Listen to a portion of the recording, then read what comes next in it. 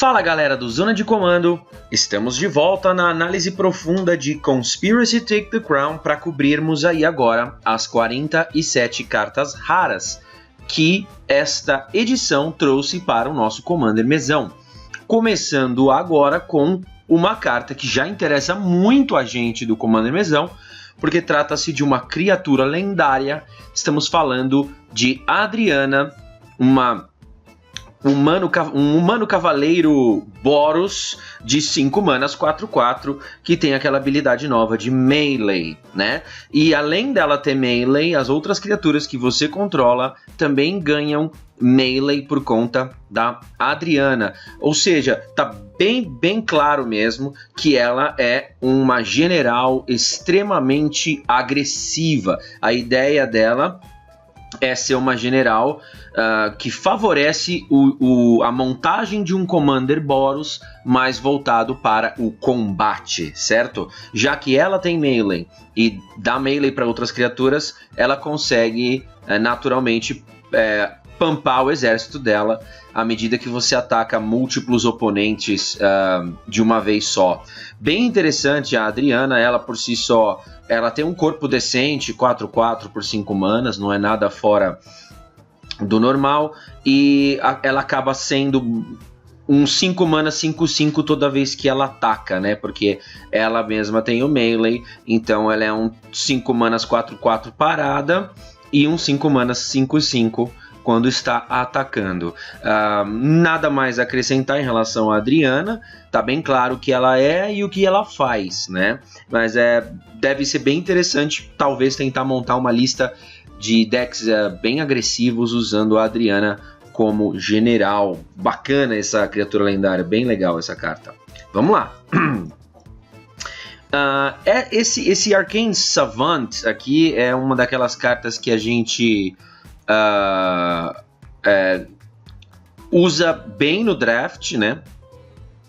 E que funciona mais para quem joga esse formato de draft selado. Então a gente não tem utilidade para essa carta fora do draft, portanto ela não vai ser comentada aqui, ok? Vamos passar reto para o Arquidemônio de Paliano, que também é uma outra carta que a gente vai pular por conta dela só servir quando você está jogando um draft, tá? Fora do draft ela não serve para nada.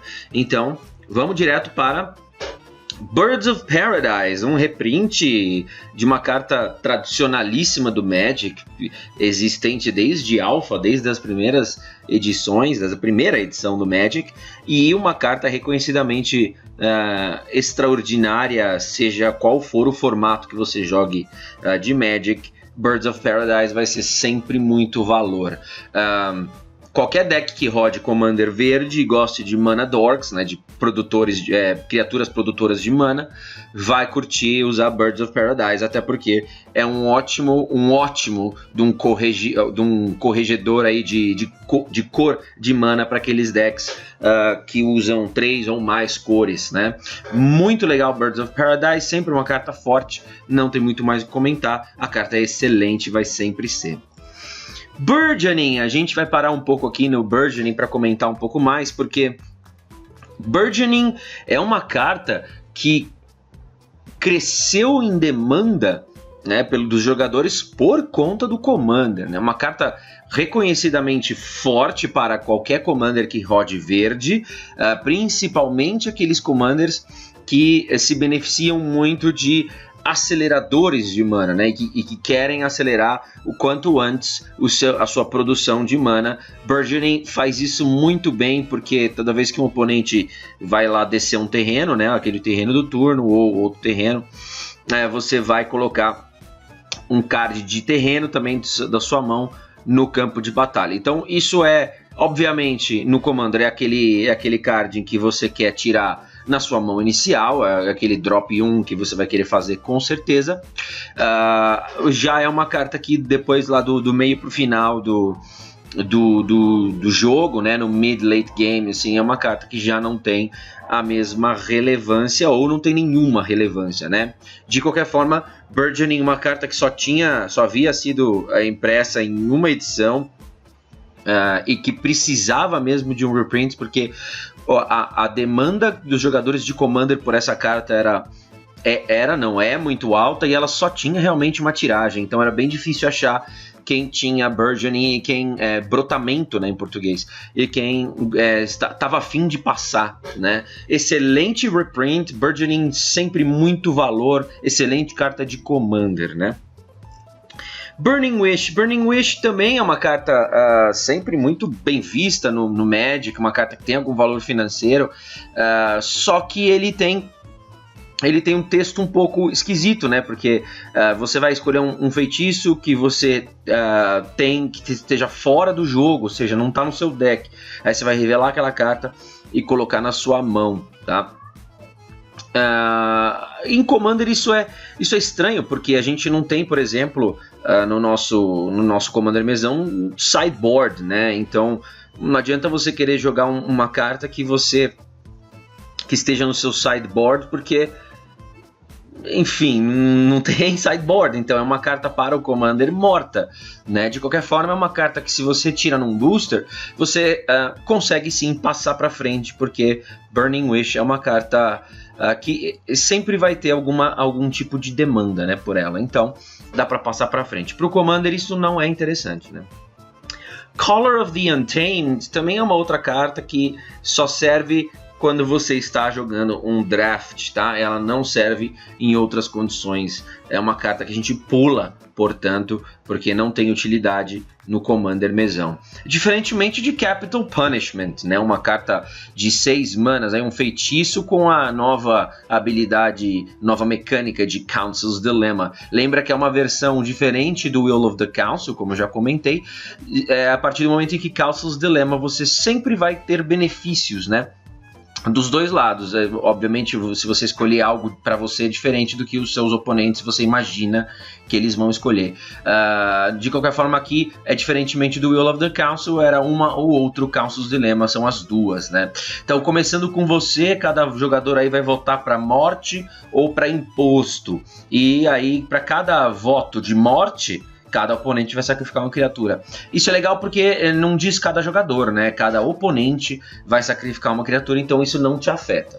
Então, para cada voto que for em morte, cada oponente sacrifica uma criatura, e cada voto que parar em imposto, cada oponente, vai descartar um card, tá? Legal demais o Capital Punishment. Eu imagino que esse feitiço vai acabar tendo mais votos para imposto do que morte. Posso estar errado, né? Vai depender muito, óbvio, da situação de jogo, mas com aqueles cenários em que todo mundo tem muita coisa na mesa, é difícil você imaginar o pessoal querer sacrificar bicho, então descartar carta às vezes acaba sendo mais interessante. De qualquer forma, é uma carta muito bacana, porque ou vai tirar coisa da mão dos seus oponentes, ou vai tirar coisa que eles tenham em jogo, né? Muito bacana o feitiço. Provavelmente a gente vai ver isso rodando em alguns decks de Commander, sim, porque o feitiço é muito bom. Charmbreaker Devils, um reprint, um bicho de 6 mana 4/4 que diz que na sua manutenção, né, no começo da manutenção, você vai aleatoriamente devolver uma mágica instantânea, um feitiço que esteja em seu cemitério para a sua mão, certo? O que é muito bom, você poder reaproveitar das suas mágicas instantâneas ou dos seus feitiços. Isso vai acontecer toda a manutenção. Então, ele por si só, um 6 manas 4/4, ele não tem um corpo absurdamente relevante para justificar o uso dele só pelo poder e resistência. Agora, se ele continuar lá em jogo, né, cada manutenção sua, você vai ter um benefício de conseguir um card sem custo adicional nenhum, né? Você não precisa pagar mais nada para esse card voltar para sua mão. E aí, quando você casta, né, uma mágica, seja ela instantânea ou feitiço, você consegue turbinar o seu bicho, ele recebe mais 4 de poder. E isso é cumulativo, viu? Se você conseguir castar 2, 3 mágicas instantâneas ou feitiços, ele vai aumentando 4 de poder para cada uma dessas mágicas castadas. Então ele é um bicho que pode não se defender tanto, né? A resistência não muda, mas o poder sim, e o poder fica bem interessante, né? Dele, minimamente. E eu acho bem valoroso esse bicho, eu já vejo ele rodar em alguns commanders mesão, e não tem por que esse bicho não ser tido como um bom reprint aí, porque ele é bem útil. Não é um bicho muito caro, né, financeiramente falando, mas é um bicho bastante interessante para commanders que rodem o vermelho. Muito legal, Charmbreaker Devils. Vamos dar uma olhada no Covenant of Minds, é um feitiço de 5 manas, que diz que você vai revelar os 3 cards do topo, né, do seu Grimório lá. E aí, um oponente, alvo, aí você vai escolher esse oponente, ele pode fazer com que esses cards vão para a sua mão, tá? Você vai revelar os 3 e ele pode decidir que esses cards vão para a sua mão. Se ele decidir que não, ele não quer aqueles cards na sua mão, aí você vai jogar esses 3 no seu cemitério e você vai comprar 5 cards, tá? Então, basicamente, na pior das hipóteses, é um feitiço 5 manas, compre 3 cards, né? Vai depender se agradar o seu oponente que tiver lá no topo. Se não agradar, ele vai mandar pro seu cemitério, o que é ruim para você, né? Você vai perder 3 cards teoricamente bons, já que ele tá mandando você jogar no cemitério. Aí você vai comprar as 5 cartas em contrapartida, né? Aí seria um feitiço de 5 mana, compra 5 e ele se torna interessante. Eu acho que não é uma carta extraordinária, mas é uma carta bacana. É uma boa rara que Conspiracy Take the Crown nos trouxe um reprint aí de Shards of Alara, né? Bem legal, interessante, deve ver jogo sim em alguns commanders específicos.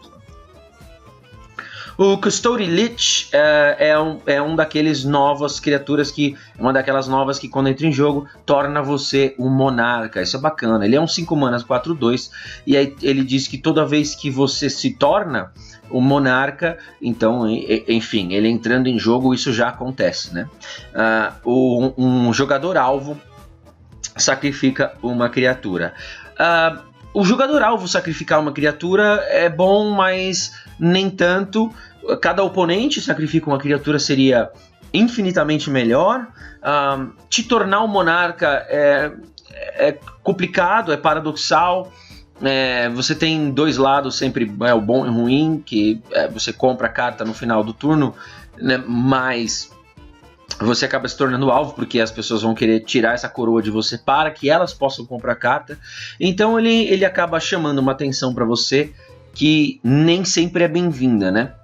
Às vezes você quer ficar lá quietinho no seu canto e não se tornar um monarca para não chamar a atenção dos combatentes, dos seus oponentes para cima de você. E então, em contrapartida, ele obrigar um jogador alvo a sacrificar uma criatura é bom, mas não é tão bom assim, né?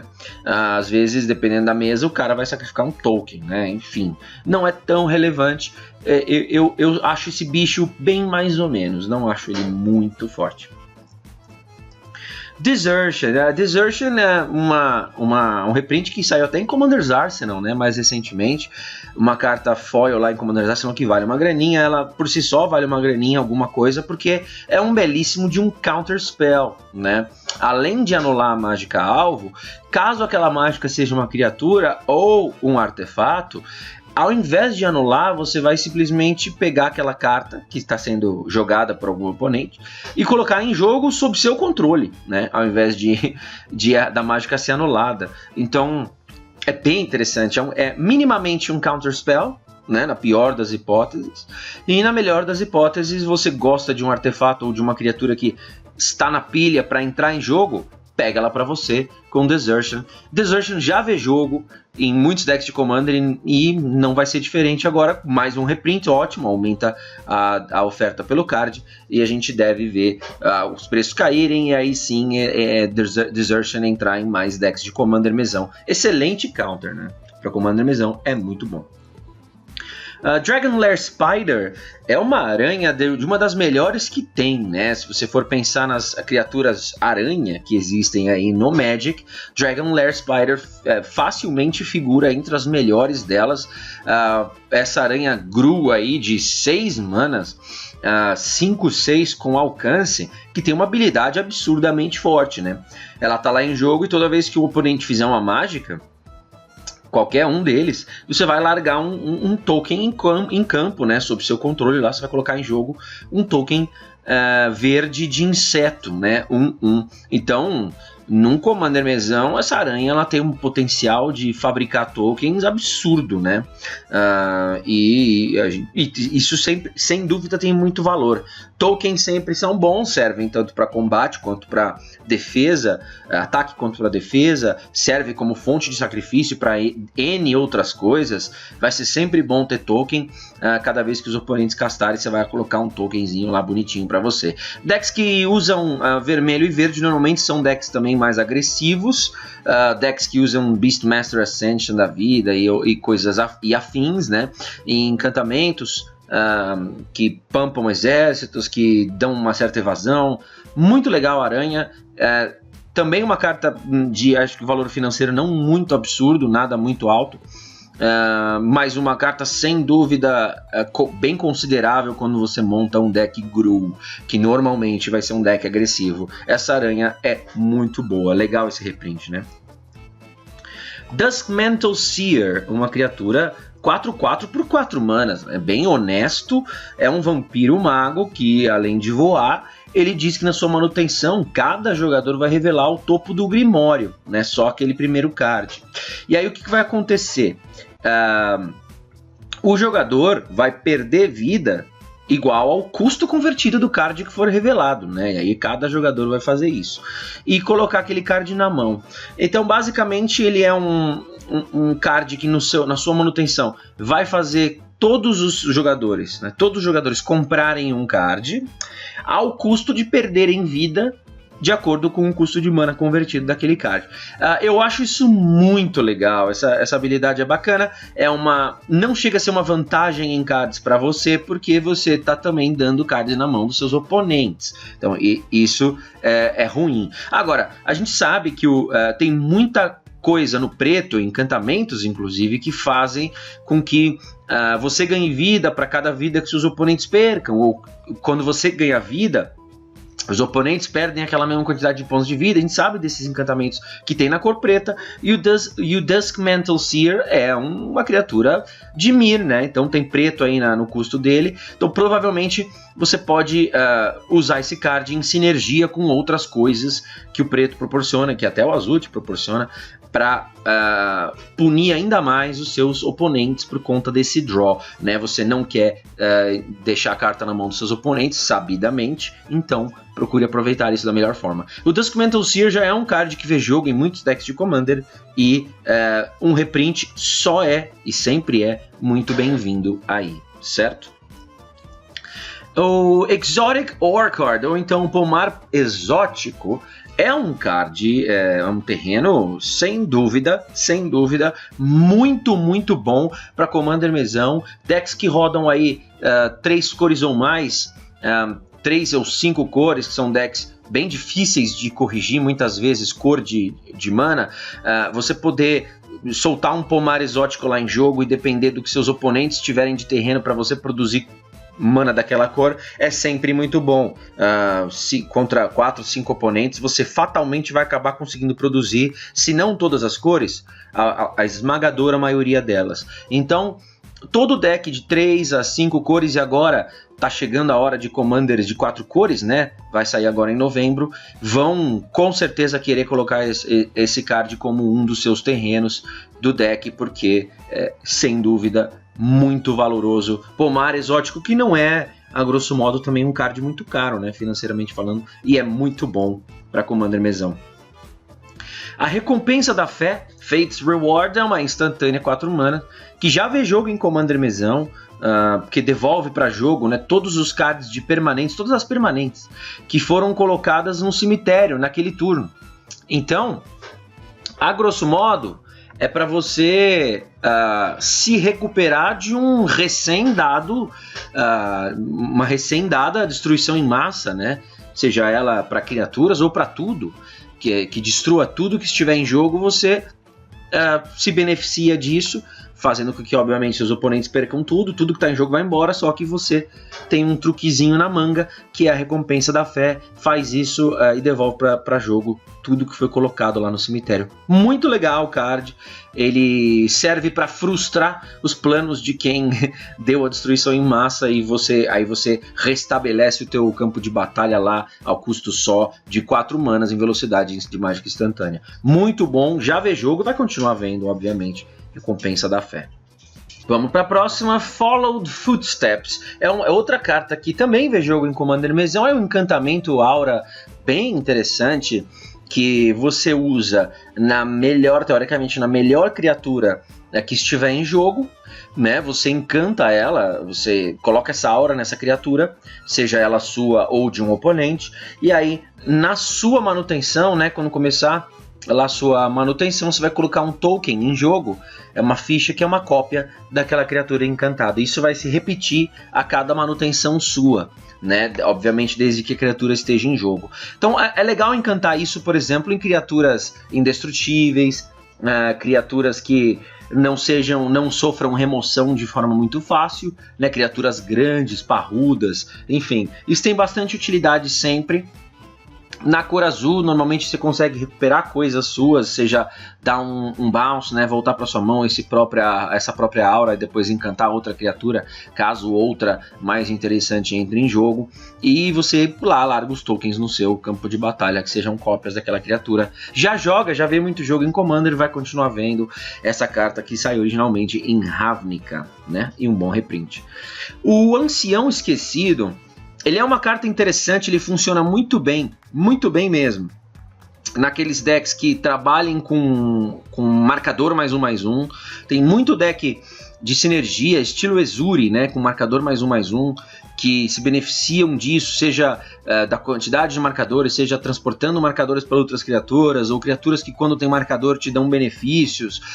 O Ancião Esquecido é um bicho muito legal, até porque ele é um 4 mana 0/3, mas toda vez que alguém faz qualquer mágica, você já larga lá um marcador +1/+1 nele, né? E na sua manutenção você move esses marcadores para onde você quiser, para outras criaturas suas. Ele é bem legal. Ele já custou mais caro, agora ele é um bicho que está bem mais baratinho, financeiramente não é muito caro.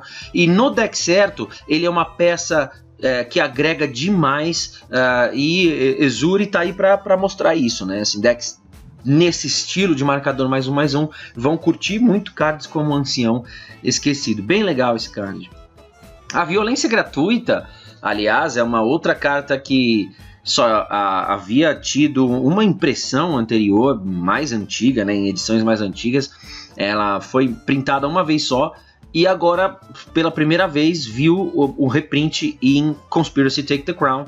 E é um encantamento reconhecidamente muito, muito forte para todo deck agressivo que tenha uma de suas cores principais, o vermelho, né? Se uma criatura que você... É um encantamento. Se uma criatura que você controla fosse causar dano a uma criatura ou a um jogador, você simplesmente dobra aquele dano, né? Então, em decks agressivos, isso é idiota, né? E reparem numa coisa interessante que diz que uma criatura que você controla fosse causar dano, não quer dizer necessariamente dano de combate, tá?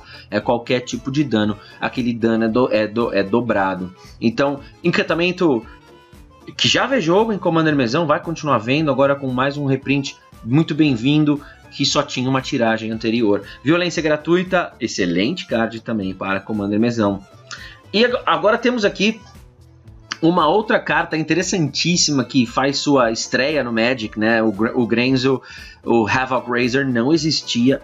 Foi lançado em Conspiracy Take the Crown e é uma criatura lendária. Mais um Goblin lendário para fazer frente ou até, quem sabe, destronar aí o Krenko, que é reconhecidamente um general de Goblins no Commander Mesão, idiota de forte. O Grenzo vem aí para tentar rivalizar ou para tentar concorrer com o Krenko, né? E o Grenzo, ele é muito interessante, ele é um 2 mana, 2/2, que tem uma parede de texto aí bem bacana, bem relevante. Ele diz: toda vez que uma criatura que você controla causa dano de combate, Aí tem que ser de combate, né?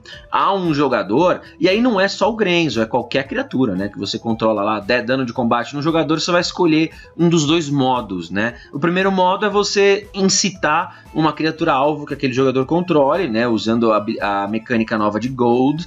E a segunda é exilar o card do topo daquele jogador, né? Do Grimório daquele jogador que você causou dano de combate, e aí até o final do turno você pode jogar aquele card que esteja no topo, que foi revelado, que foi exilado, desculpa. Você vai poder jogar aquele card e você pode gastar mana como se fosse de qualquer cor.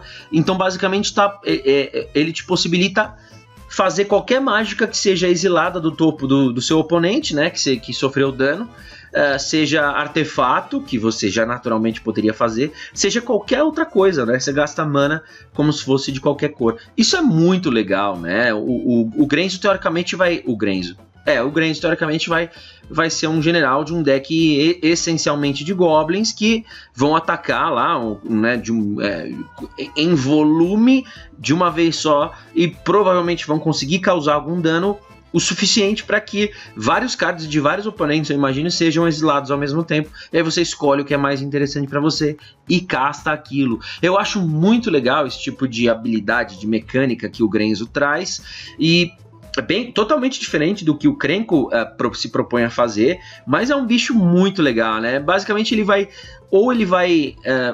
provocar uma remoção indireta numa criatura de um oponente, né? Com a habilidade de Gold, vai obrigar ela a combater, o que é ótimo, sempre muito bom. Até porque não combate você, ou você vai exilar cards do topo e poder fazer aqueles cards caso sejam interessantes para você.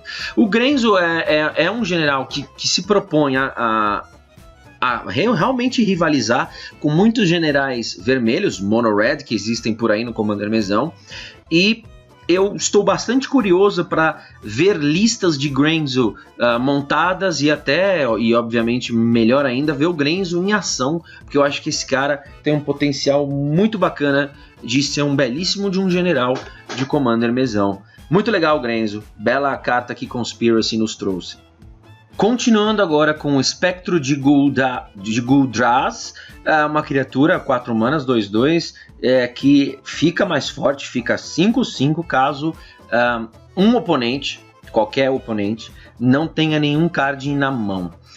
E aí quando ele causa dano de combate a um jogador, aquele jogador descarta um card para ver se acelera aquele jogador não ficar com nenhuma na mão e poder tornar o seu bicho aí, o espectro, num 5/5 voador. Ele é interessante? Mas não é nada demais, né? Justifica utilizá-lo num deck? Olha, eu acho que a menos que o seu deck seja um budget, né, um deck com orçamento baixo que você queira montar, ele é interessante. Caso contrário, na curva 4, preto tem coisa muito mais interessante para usar do que esse bicho. Ele é simplesmente um bicho razoável, apesar de ser raro, tá? O Funeral Glorificado é um reprint que veio de Eventide, e está ressurgindo pela primeira vez em Conspiracy Take the Crown. É muito interessante esse tipo de feitiço, porque ao que ele se propõe a fazer, porque é basicamente uma remoção global, né, estilo Cólera de Deus, só que melhor. É uma mana mais cara, obviamente, mas o efeito acaba fazendo com que você consiga uma remoção global mais eficiente do que uma simples Cólera de Deus, né? Porque Cólera de Deus nem sempre vai funcionar tão bem assim. A gente tem Indestrutível, a gente tem coisas que fazem com que às vezes nem todo o campo de batalha seja cuidado, né? Então o Funeral Glorificado, ele consegue burlar isso, mesmo que o seu oponente, algum deles aí, esteja com todas as suas criaturas indestrutíveis, não há problemas. Você vai simplesmente colocar todas as criaturas no fundo do Grimório dos seus donos. E um valor agregado que existe aqui no Funeral Glorificado é que você ainda acaba prejudicando aqueles decks que se utilizam de cemitério bastante, né? Então, uma Cólera de Deus, ela resolve, na esmagadora maioria das vezes, vai tudo pro cemitério, mas aquele jogador que joga com cemitério também não vai achar tão ruim assim. Se ele jogar com cemitério e você der o Hallowed Burial, aí o funeral já vai fazer uma diferença muito maior à medida em que as criaturas voltam para o fundo do Grimório e não ficam no cemitério. Então isso é muito bom, acaba sendo uma remoção global com o efeito agregado de ser um hate de cemitério, né? Ou é uma mágica contra cemitérios embutido também. Muito legal, excelente remoção. Obviamente que isso vai ver jogo até mais do que já vê agora, porque um reprint é sempre bom. Excelente carta. O Golias Hamletback, né? ou Dorzóvila, é um bicho de 7 manas, ou seja, caro pra dedéu, 6/6, que diz, toda vez que outra criatura entra em jogo, você pode colocar marcador +1/+1 nele, né, no Golias. Quantos marcadores? X. X vai ser o poder daquela criatura que entrou em jogo, tá? Agora é o seguinte, o legal dele é que ele não diz uma vez que outra criatura entrar em jogo sob seu controle, né? Não, ele diz toda vez que outra criatura entra em jogo. Aí você vai poder escolher, isso não é uma obrigação, mas você pode escolher colocar X marcadores +1/+1 nele, onde X é o poder da criatura que está entrando em jogo. Então ele é basicamente um bicho 7 mana 6/6, que vai só ficar crescendo, vai ficar 8/8, 9/9, 12/12, 13/13. O que é bom, é legal, mas ele não tem, por si só, nenhum tipo de evasão. Ele não tem um ameaçar, ele não tem um atropelar, ele não tem nada, né? Ele é só um bicho grande. E um bicho grande, ele pode ser 40/40, que ele pode ser bloqueado por um esquilo 1/1, né? Então, é justificável você pôr no seu deck um bicho de 7 mana 6/6, que só cresce e vira um monstrengão ali, sem algum tipo de evasão? Olha, eu tenho minhas dúvidas, até porque 7 mana é muita coisa, e tem muita carta de 7 manas que você pode usar no seu deck, que são muito mais relevantes do que isso, né? Tem um efeito muito mais devastador pelo custo alto, né? De 7 mana, do que largar um Golias lá em jogo gigantão que cresce, mas também não assusta tanto, né? Por si só. Tá? Então não sei, é um pouco duvidoso aí esse bicho.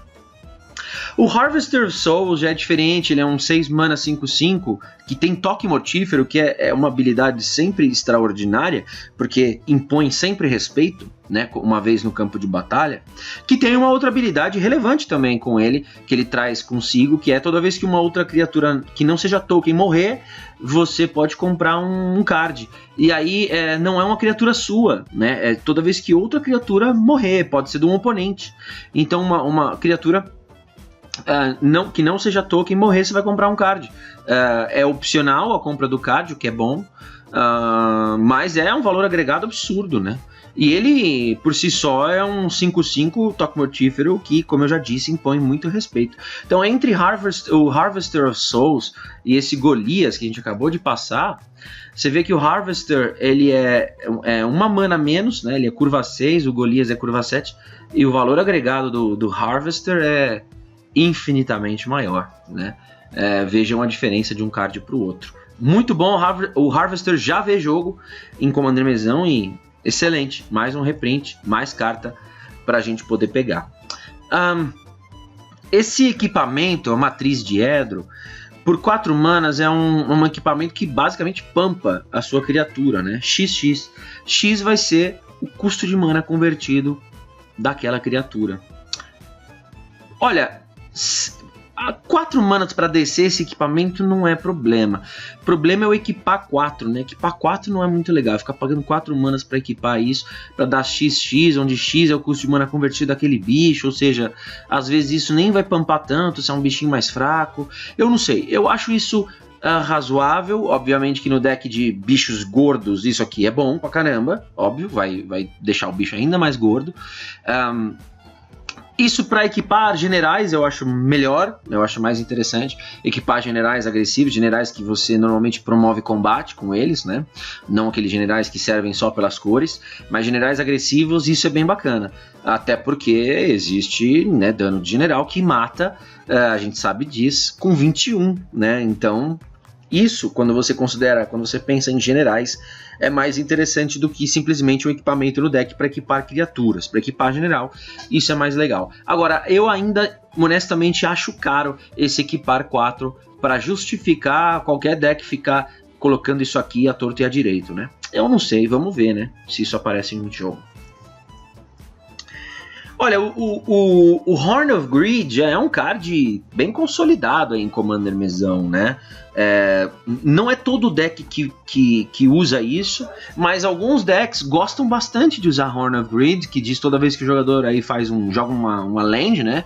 Coloca um terreno em jogo, aquele jogador vai comprar um card. Lógico que esse terreno... tem que ser o terreno daquele terreno do turno, né? Que você vai jogar da sua mão. Não pode ser um terreno entrando em jogo. Isso aí não vai trigar o Horn of Greed. Mas basicamente desceu um terreno da sua mão em jogo, compra um card, né? Aquele jogador. Só que isso não afeta só você, afeta absolutamente a mesa inteira. Então todo jogador que desceu o terreno do turno lá vai poder comprar um card, tá? Isso é bom no deck certo, né? Naqueles decks estilo... Esqueci o nome do rapaz. Aquele general que quando... O Nekuzar, isso. Que quando os oponentes compram cards, eles perdem vida. Então isso é bacana num Nekuzar, assim, num deck certo, né? Não em qualquer deck. Absolutamente qualquer deck não é legal, não. Mas é uma carta muito boa, que só tinha também uma tiragem em Stronghold e que mereceu agora a Wizards View uma chance de Reprint Conspiracy Take the Crown. Muito legal. A carta é boa, no deck certo, um belo de um artefato. 100-Handed One, aquela carta de Teros, é um bicho interessante, assim, minimamente interessante. Acho que eu não posso chamar ele de um bicho ótimo ou excelente, nada disso. Ele é um bicho interessante. Acho que mais pela ideia de quando ele é monstruoso do que ele por si só. Porque um 4 manas 3/5 vigilância é só um bicho razoável, né? Ele não é nada demais. Agora, uma vez que ele é monstruoso, ele pode bloquear, além de ele poder bloquear voador, né, já que ele ganha alcance, ele pode bloquear 99 criaturas adicionais, né, a cada combate. Então, torna ele mais interessante. O suficiente para justificar isso rodar em qualquer deck? Não, honestamente não. Agora, em decks mais budget, eu acho que ele é uma adição interessante. A Inquisição de Kozilek é um card que para o Commander mesão ele tem valor 0, né? Se você tirar isso aqui no seu booster, obviamente você passa para frente para poder fazer dinheiro para comprar cartas interessantes, porque gastar um espaço do seu deck para tirar uma carta ainda condicional, né? Porque ainda tem um custo de mana convertido. Uma carta da mão do seu oponente, fazer um oponente só descartar um card, isso aqui não, né, pessoal? Isso aqui joga Commander X1, mas não, aliás, joga muito bem, mas não joga Commander mesão. Então é uma carta que a gente passa. O Kami da Lua Crescente é um bicho lendário, né? Então temos aí mais um general que já vê jogo, né? Uma carta que saiu no bloco de Kamigawa, não é uma carta nova, esse Kami, e é um general que o pessoal já usa, né? Já vi listas de Kami no começo da etapa de compra, né? No início da etapa de compra de cada jogador, aquele jogador vai comprar um card adicional, tá?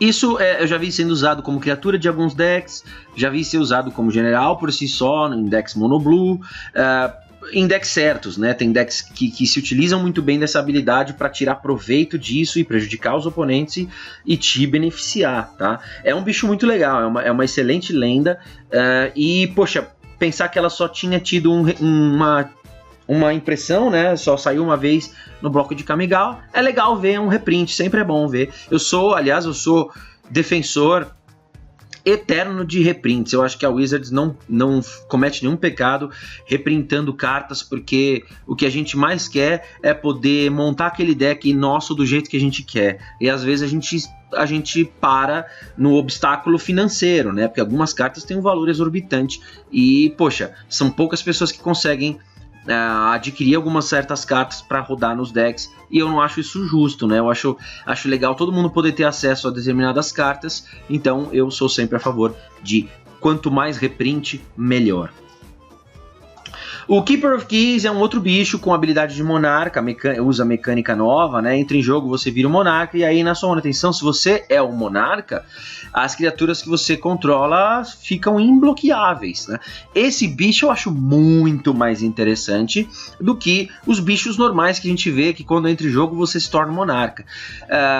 Dar imbloqueável para suas criaturas na sua manutenção é de um valor absurdo, né? Basicamente é ataque à vontade, quem você quiser, com quem você quiser. Isso é muito bom, para mim ele é o melhor, é a criatura mais interessante para você usar no sentido de você se tornar um monarca, né? Além de comprar card, você poder combater imbloqueável é extraordinário. Ou seja, general batendo sem bloque, isso é muito bom, tem muito valor. Esse bicho é muito legal, o Keeper of Keys. O Paliano Vanguard é outra carta que só interessa quando está jogando draft e não interessa para Commander mesão, então vamos passar reto. Olha, Pária é uma carta que muito deck de Commander já usa, né? Já usa. Uma carta aí que teve algumas impressões já, não foi uma impressão única. E uma carta sempre muito boa. É uma aura que você vai colocar numa criatura que você quer que seja removida de jogo a grosso modo, né? Aí todo dano que fosse causado a você na verdade é causado àquela criatura encantada. Então é uma remoção com delay, por assim dizer, né? Você vai colocar isso em algum bicho, aquele bicho vai acabar sendo morto em condições normais de temperatura e pressão, já que o dano que seria causado a você vai para aquele bicho. Então é uma forma interessante de remoção e de desvio de dano para você, né? Muito legal, já vê jogo, vai continuar vendo. Excelente card. Arena Phyrexiana, poxa, é um card sensacional para Commander mesão.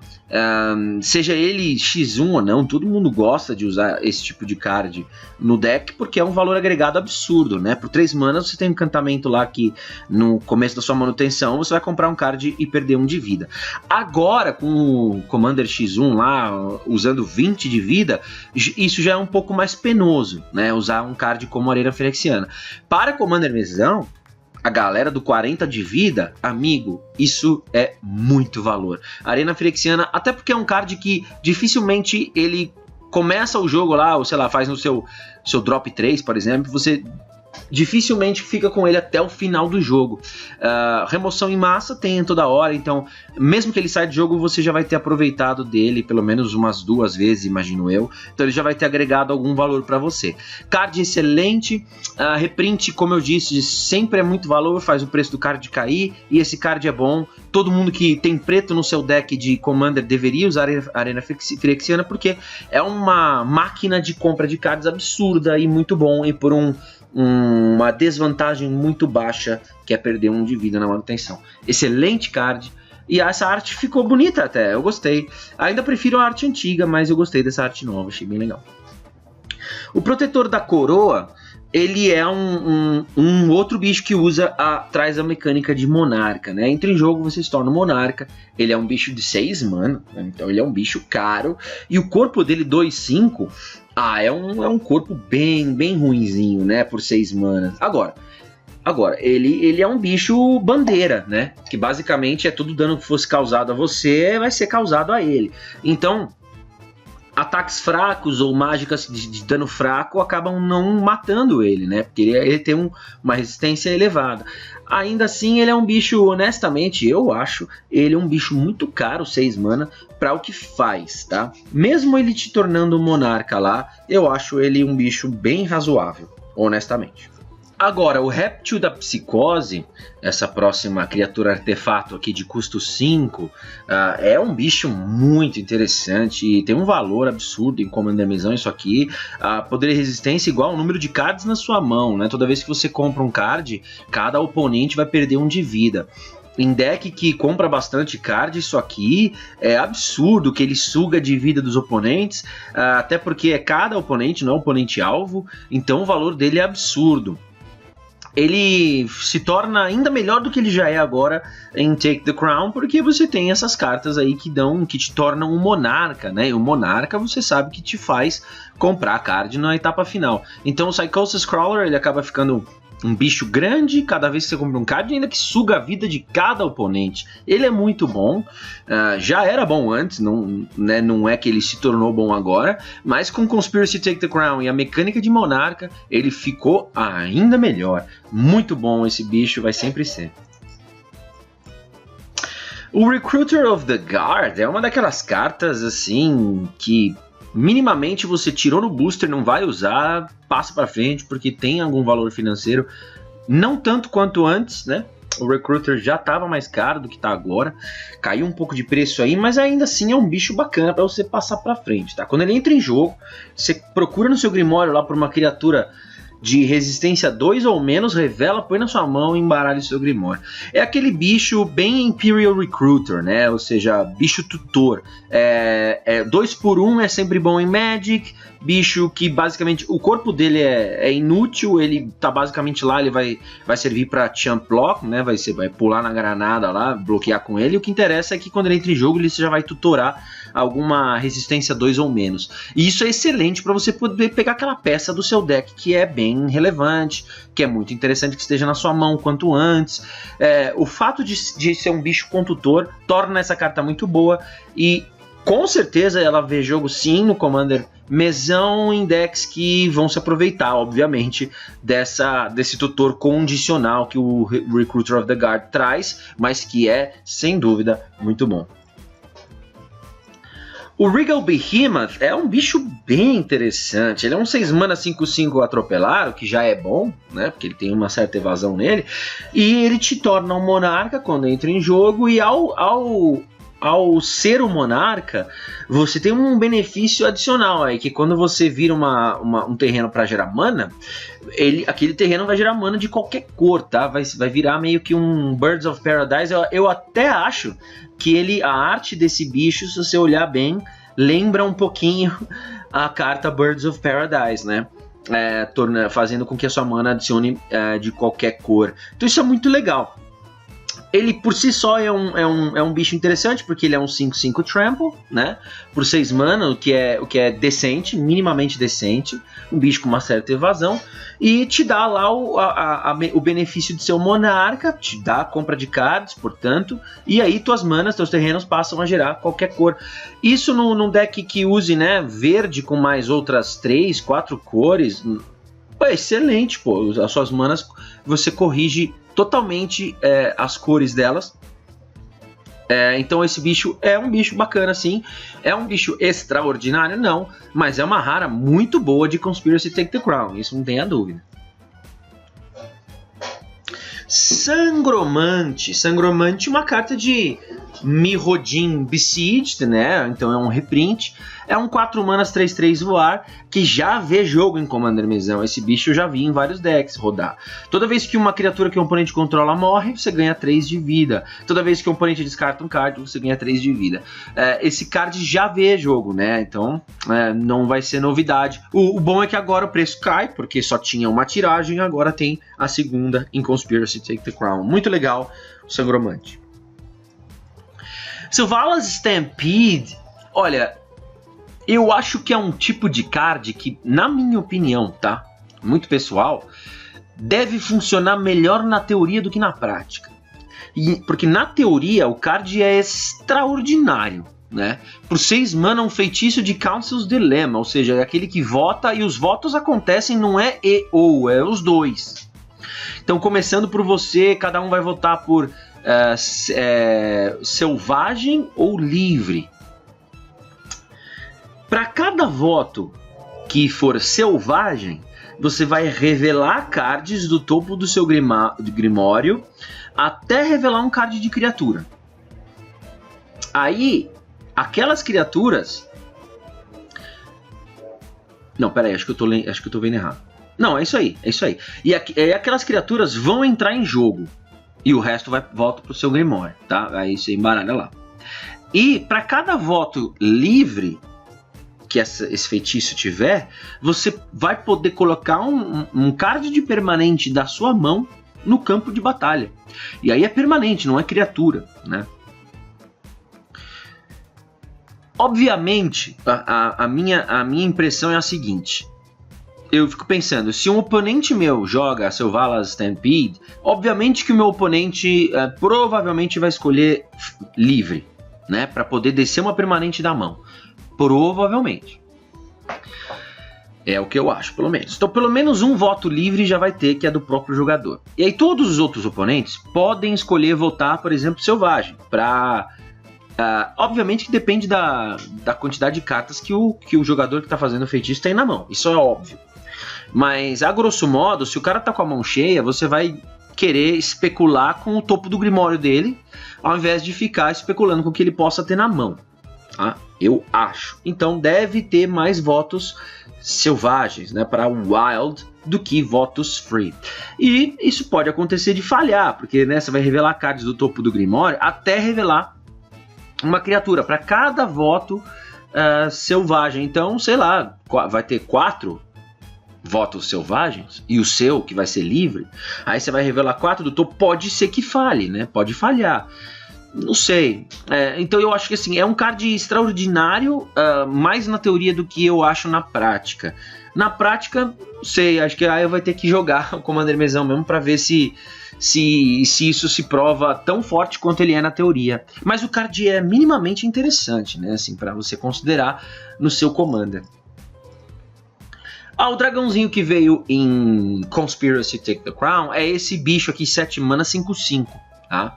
E ele te faz ser um monarca. E aí, se você for um monarca, enquanto você for um monarca, na verdade, toda manutenção sua, você vai largar um dragão 5/5, tá? Com voar em jogo. Então, o valor dele embutido é extraordinário, desde que você seja um monarca, né? Porque 7 mana 5/5 com voar, se você não é um monarca, é só um 7 mana 5/5 com voar. Agora, se você é um monarca, além de você comprar aquele card adicional, você poder, na sua manutenção, largar um dragão 5/5, é absurdo de bom, né? Então ele é um dragão minimamente interessante, mas não é extraordinário, certo? Vamos para a última página.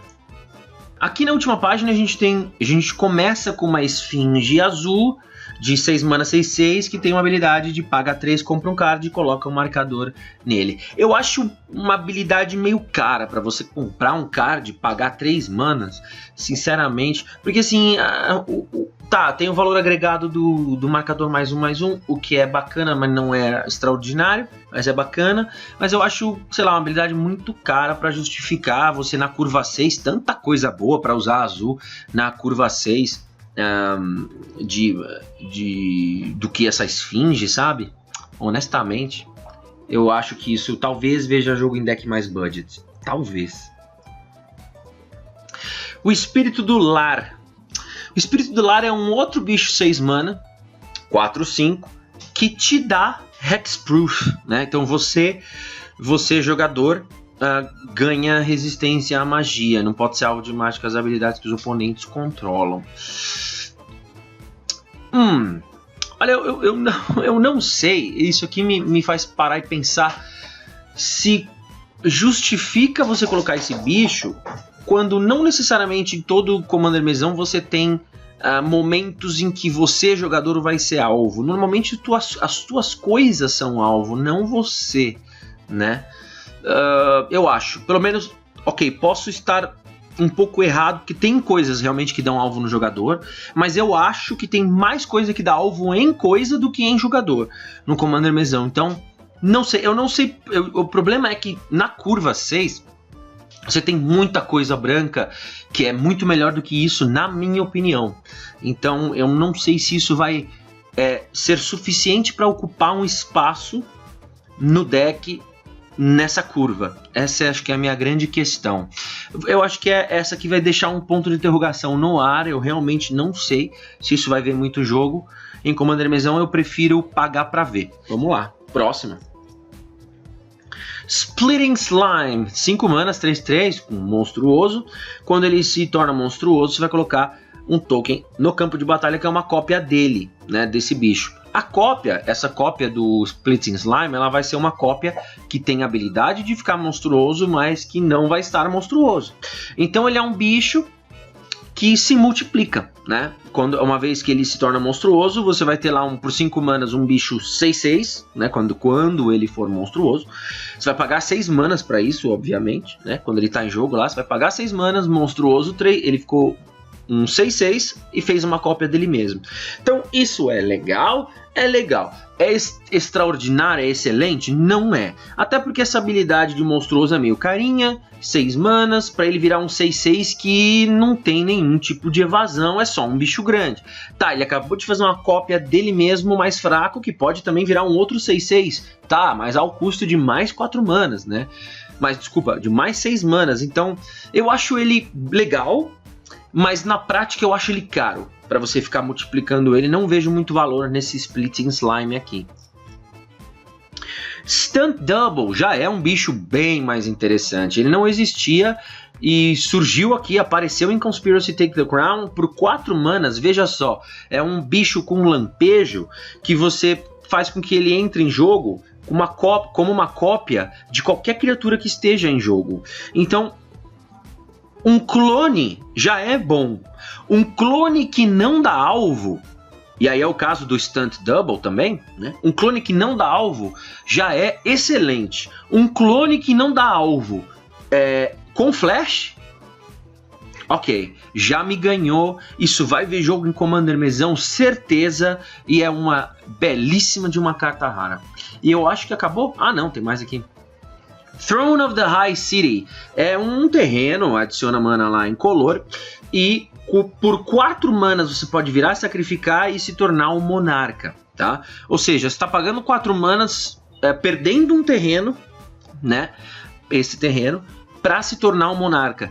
Eu não sei, eu acho que isso justificaria se você se você souber que sendo um monarca você vai permanecer um monarca, né? Seja provavelmente por circunstâncias de presença no campo de batalha, porque sacrificar um terreno, pagar 4 mana para você virar um monarca, para depois você perder o monarca, não vejo muito valor, né? Então eu acho esse terreno bem razoávelzinho. No deck certo, um deck que sabe que consegue se proteger muito bem, ele pode ser muito bom sim, mas em deck certo. Essa quimera é uma quimera que só serve para draft, então vamos pular ela direto. Wild Pair é um reprint, né? É um reprint que surgiu em Caos Planar pela primeira vez e é muito bacana. Um encantamento 6 mana, toda vez que uma criatura entra em jogo, se você jogou ela da sua mão, né, se ela não entrou em jogo de alguma outra forma, você vai procurar no seu Grimório lá um card com a soma de total poder e resistência igual a do card que entrou em jogo, e aí você vai colocar ela em jogo também, né? Ou seja, é um bicho que vai trazer um outro bicho. Então, se você desceu lá um bicho, 4/5, ele soma total de poder e resistência 9. Então você vai poder procurar no seu Grimório por um card que tenha poder e resistência somados igual a 9 e colocar em jogo também. É bem legal. É um encantamento caro, obviamente, são 6 manas para descer esse encantamento, mas em alguns decks ele é muito bom. Eu já vi o Wild Pair rodar em decks em que depois bicho grande traz outros bichos grandes e a presença no campo de batalha fica cada vez melhor. É um encantamento bom. Não é para todo deck, mas é bem legal a carta com certeza. E isso finaliza, né, a nossa análise profunda das cartas raras de Conspiracy Take the Crown. A gente volta no próximo vídeo. Obrigado aí pela companhia nesse análise profunda. Comentem o que vocês quiserem aí abaixo. Vocês sabem que a gente sempre troca uma ideia legal. A gente volta em breve com a análise das míticas, que é mais curtinha, né? Tem menos carta pra gente comentar. Abraço a todos.